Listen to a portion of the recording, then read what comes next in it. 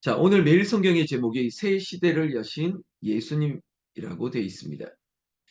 여러분, 이 우리 주 예수께서는 시간이 모자랄 정도입니다.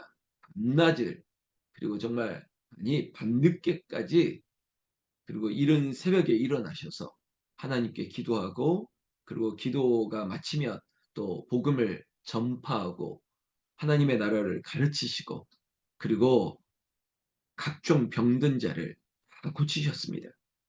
전파하고 가르치고 고치셨던 예수님, 그는 가는 곳마다 그 일이 그의 삶의 전부가 되었습니다. 이를 위하여 왔노라. 오늘 우리를 위하여, 이 사역을 위하여 여기 오셨다는 것입니다. 오늘 마가복음 2장 13절 말씀 보시면 예수께서 다시 바닷가에 나가심에, 여러분, 예수가 가는 곳마다 하나님의 나라가 전파되는 것이고 하나님의 나라를 가르치는 그곳이 하나님의 나라가 되는 것입니다. 이 바닷가에 나갔다 한들 사람들이 왜 없었겠습니까? 왜 기적을 행하시는 예수님 얼굴이라도 한번 보고 싶고, 어쩌면 모든 병든 자들이 예수를 만나는 게 소원이다 싶어서 예수님을 찾아왔겠죠. 찾아온 그들에게 가르치셨다고 얘기하였습니다. 여러분, 동사를 주목하신다면 전파하고 가르치고 고쳤다는 것입니다.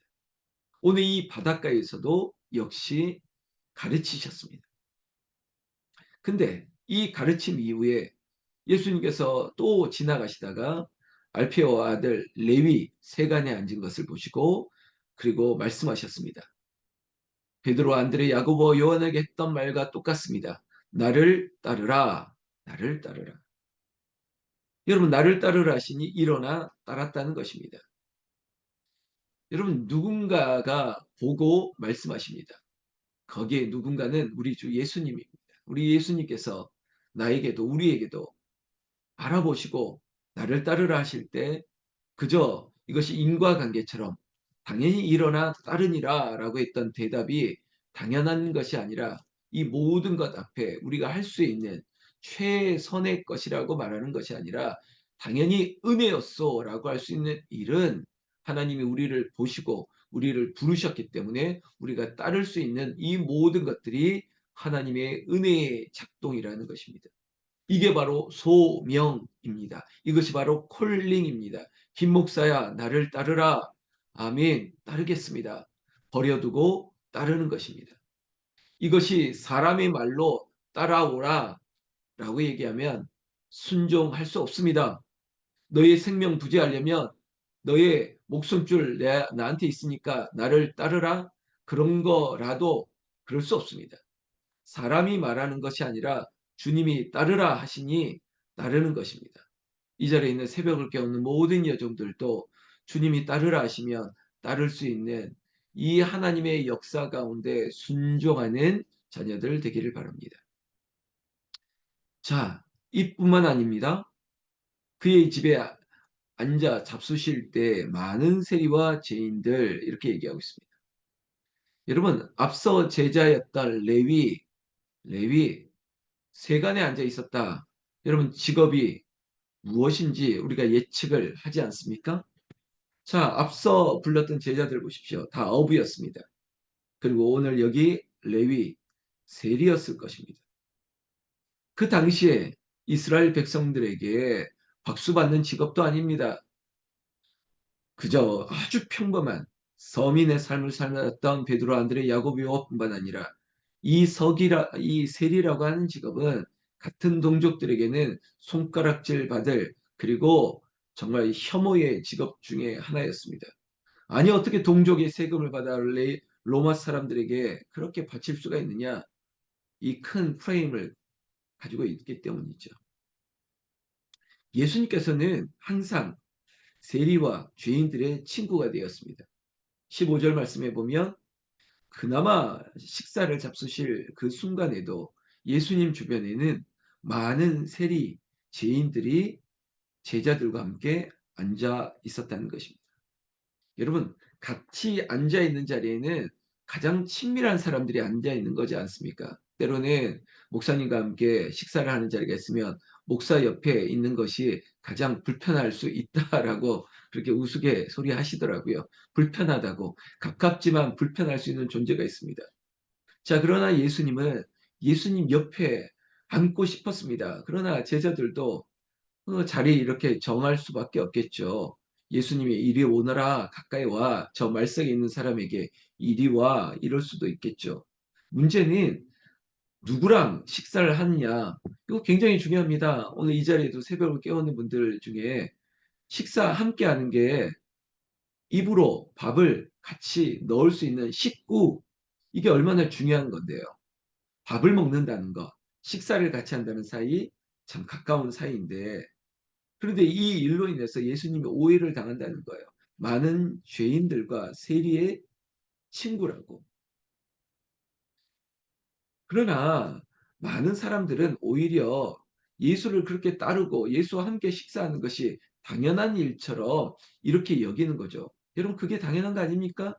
예수님이 좋아서 예수님과 함께 식사하고 같이 있고 싶은 게 당연한 거죠. 여기에 다른 것이 들어가면 안 됩니다. 16절에 보면 바리새인의 서기관들이 이렇게 얘기하고 있습니다.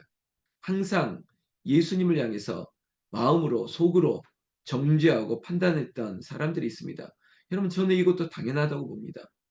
이런 분도 있고 저런 분도 있는 것입니다.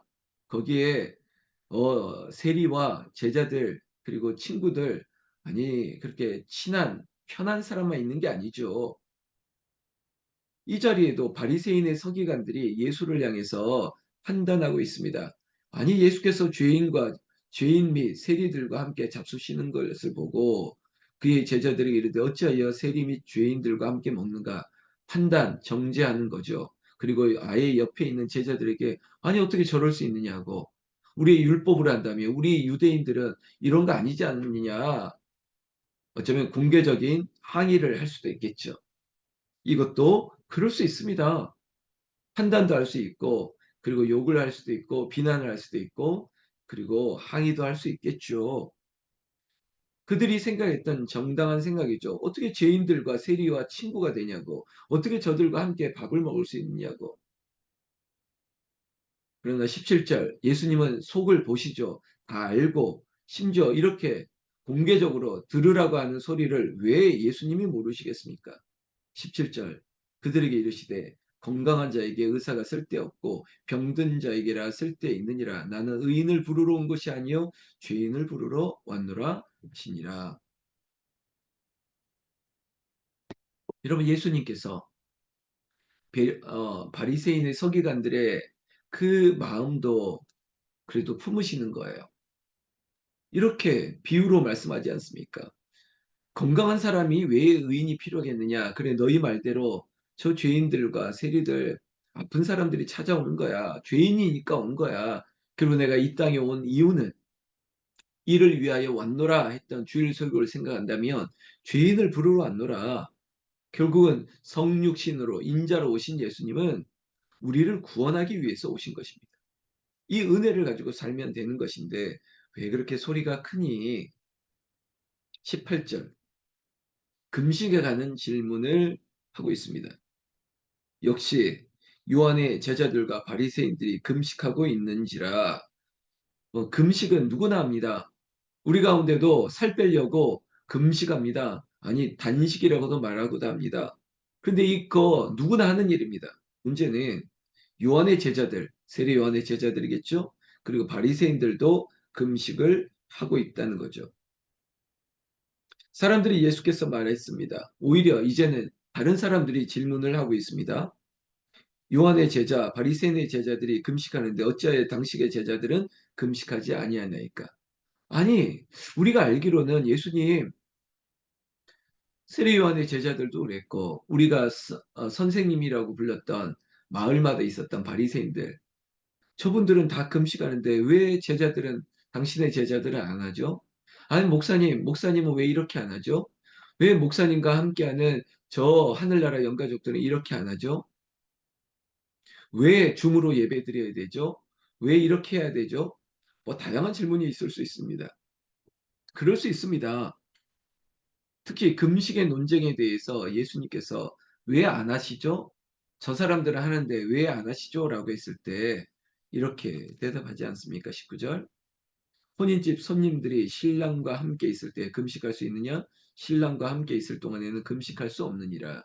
여러분, 바로 하나님의 나라 이 잔치의 주인공이 예수 그리스도 자신임을 선포하고 있다는 것입니다. 우리가 나중에도 천국의 비유를 얘기할 때 여러분 예수님이 신랑이고 그리고 오실 예수님을 기다리는 그 신부들이 등 밝히고 기름을 준비해서 기다리는 거 아닙니까? 지금도 여전히 이스라엘 유대인들의 결혼식은 밤에 치러지거든요. 너무나도 기쁜 자리입니다. 하루 종일 춤을 추고 그리고 준비된 음식, 예수님이 첫 번째 기적을 행했던 가나의 혼인잔치라고 하는 이야기도 마찬가지죠. 혼인잔치에 신랑과 함께 포도주를 먹으며 즐거워하는 것이에요.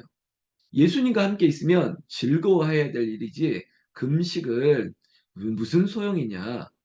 여러분 이 자리에 있는 여러분들도 즐거워하십시오. 예수님과 함께 있는데 그저 외형적인 형식적인 그저 우리의 전통에도 그저 울어주고 슬퍼하고 일부러라도 어떠한 형태의 애통을 표현할 수 있는 여러 가지 방식들, 그게 진심이라 할지라도 여러분 슬퍼하지 마십시오.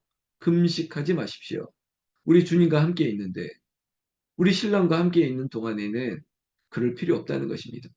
그래서 정말 기가 막힌 일을 당하고 사랑하는 가족을 떠나보내고 이 자리에 있는 우리 권사님도 집사님도 나도 우리도 주님과 함께 있는데 그렇게 금식할 수 없느니라 했던 예수님의 음성을 빨리 듣고 힘을 내야죠. 20절. 그러나 신랑을 빼앗길 날이 이르니 그날에는 금식할 것이니라. 여러분 주님과 함께 있는 동안에는 금식이든 무엇이든 그럴 필요 없습니다. 주님이 이제 재림의 주로 오시겠다. 마지막 때 정말로 그때 금식할 때 금식하는 것입니다. 그런데 지금 제자들에게는 험담을 하고 있지 않습니까? 왜 당신 제자들 금식 안 하냐고. 여러분, 그렇게 말하는 것은 예수님에게도 하는 얘기죠. 여러분, 항상 타켓은 제자들이 아니라 예수님이었습니다. 바리새인들, 서기관들이 하는 말은 왜 당신은 제자들과 함께 금식 안 하냐? 게다가 왜 그렇게 먹는 음식을 죄인들과 저세리들과 하고 있느냐? 본인들의 어필을 하고 있는 거죠. 그러나 예수님께서는 오늘 21절에 이 금식을 논하면서 그래 너희들이 생각하는 율법, 전통, 너희들이 중요하고자 하는 그 모든 것들보다 21절 내가 새 시대를 여는 인물이라는 겁니다. 그래서 우리가 잘 알고 있는 표현하는 이야기들 21절에 생배 조각을 낡은 옷에 붙이는 자가 없다. 그렇게 하면 이 새 새 기운이 낡은 것을 잡아당겨 헤어질 수밖에 없으니까. 두 번째, 22절. 새 포도주는 낡은 가죽 부대에 넣지 않는다. 그러면 역시 새 포도주가 그 부대를 터뜨릴 수 있다. 그래서 새 포도주는 새 부대에 넣어야 하느니라. 여러분, 새 시대를 여신 예수님, 새 포도주는 새 부대에 넣어야 된다고요. 여러분, 어떠한 해석도 예수님으로 인해서 하십시오. 그리고 예수님으로 인한 내 삶의 적용과 결단을 하면 된다는 것입니다. 새 포도주는 새 부대에 넣느니라. 여러분 이것이 우리의 신앙 자세야 됩니다. 여러분 리폼드라고 하는 이 새롭게 바꾸는 것.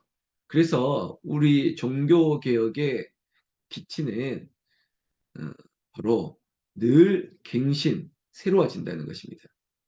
신앙이 과거로 회귀하거나 그리고 모든 일들을 과거의 것으로 찾는 것이 아니라 내일의 것으로, 오늘의 것으로, 오늘의 것으로부터 내일의 미래를 향해서 날마다 새로워지지 않는다면 이것은 터지게 되어 있습니다.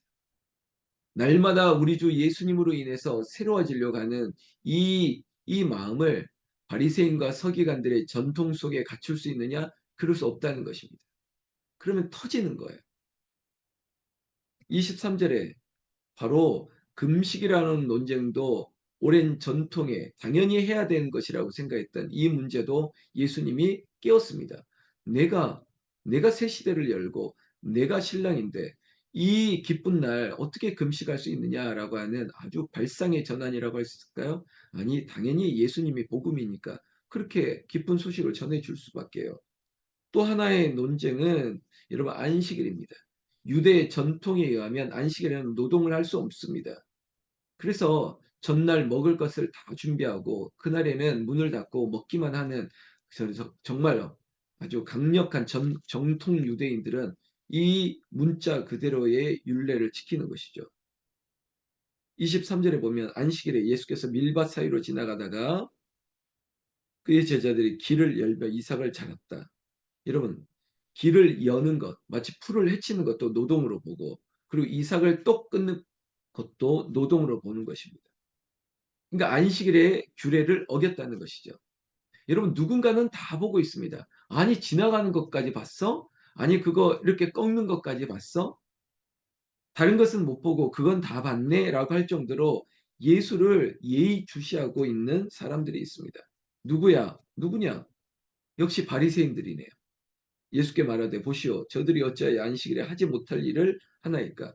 제가 지금 말했던 건 유대의 전통에 의하면, 여러분 유대의 전통을 얘기하면 할 말이 참 많은데, 여러분 레슈니라고 우리가 알고 있는 탈무드도 있고요. 그리고 기타 너무나도 많습니다. 그런데 이 전통의 유전은 말로 인해서, 그러니까 이것이 과연 진리일 수 없는 것들이 어떻게 유전되다 보니까 진리로 격상됐던 전통들이 있습니다. 그런 것들을 바리새인들이 가르치다 보니까 우리 70, 80년도에 아버지 어머니 신앙생활을 했던 특히 장로교 교회를 기억해 보십시오. 강대상에 올라가는 것은 안 돼. 그거는 죄야라고 했던 거. 그런 죄라고 성경에는 없거든요. 여자는 강대상에 올라갈 수 없다. 그런 전통 없었거든요. 아니, 그럼 진리가 성경에 어디 있습니까? 안식일에 노동할 수 없다. 이삭을 잘라 먹을 수 없다. 이 모든 노동을, 그래서 한때는 주일날 거룩하게 주일 성수하기 위해서는 돈도 써서는 안 되고 밖에 나가서 밥을 사 먹어도 안 된다. 이렇게 했던 적도 있지 않습니까? 아니, 어떻게 교회에서 드럼을 쳐 그리고 기타를 쳐 딴따라야 라고 했던, 이 모든 것들이 전통이에요. 이런 것들, 이러한 뭐 너무나도 많은 표현하지 못할 것들도 있겠죠.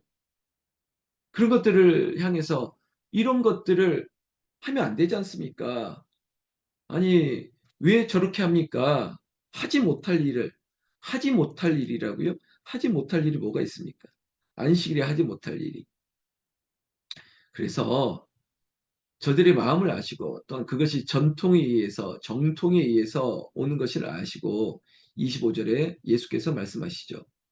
다윗이 자기와 및 함께한 자들이 먹을 것이 없어 시장할 때 한 일을 일찍 못하였느냐? 항상 오랜 전통으로 얘기하는 이 질문에는 결국은 구약을 끄집어낼 수밖에, 그리고 많은 유대인들이 가장 존경하는 다윗을 끄집어낼 수밖에 없었죠. 그래야지 논쟁이 끝이니까. 이 불필요한 논쟁에 싸우기 싫으니까. 그래서 다윗 얘기, 아비아달 대제사장 얘기 이어서 했던 겁니다. 그래서 27절에 한 말씀으로 끝내려고 하는 것입니다. 안식일에 위하여 내가 있다는 것입니다.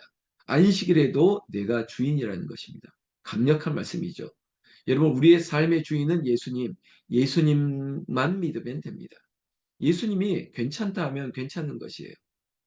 예수님으로 인해서 우리의 눈과 귀와 우리의 마음도 새 시대를 열고, 목사를 향한 여러분들의 기도도, 나도 목사도 성도를 향한, 교회를 향한 모든 것들, 여러분 부정으로 한다면 지금이 새날 아닙니까? 2024년이 이제 비로소 열렸습니다. 우리의 새로운 삶과 시간을 예수님께 다, 모든 것의 주인이신 예수님께 다 맡기고 예수님으로 인해 승리하는 여러분들 되기를 우리 주 예수님의 이름으로 축원합니다. 축원합니다. 다 같이 기도하겠습니다.